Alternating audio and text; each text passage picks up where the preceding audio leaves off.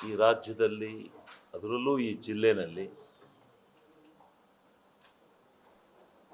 ಈ ರಾಜ್ಯದಲ್ಲೇ ಎಂದೂ ನಡೆಯದೇ ಇರತಕ್ಕಂಥ ಒಂದು ಲೈಂಗಿಕ ಹಗರಣ ಈ ಜಿಲ್ಲೆನಲ್ಲೇ ಆಯ್ತಲ್ಲ ಅಂತಕ್ಕಂಥ ಪಶ್ಚಾತ್ತಾಪದಲ್ಲಿ ನಾವು ಭಾಳ ದುಃಖದಲ್ಲಿದ್ದೇವೆ.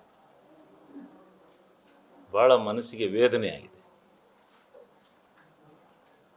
ಅದರಲ್ಲೂ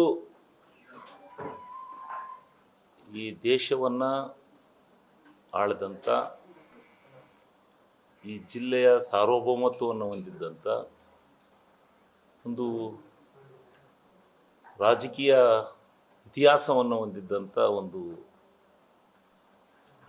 ಕುಟುಂಬದ ಇಂದ ಆಯ್ತಲ್ಲ ಇಂಥ ಒಂದು ದುಷ್ಕೃತ್ಯ ಅಂತಕ್ಕಂಥ ನೋವು ನಮಗಿದೆ.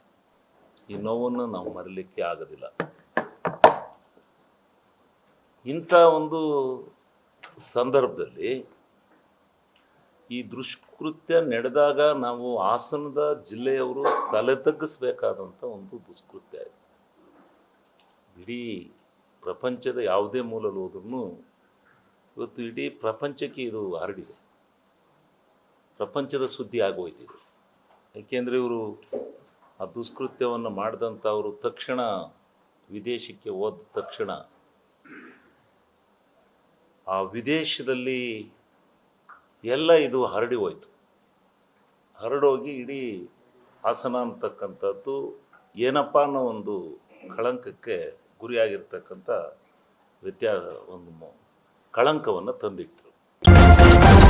ನ್ಯೂಸ್ ಫಸ್ಟ್ ನಿರ್ಭೀತಿಯಿಂದ ನಿಮ್ಮ ಪರವಾಗಿ.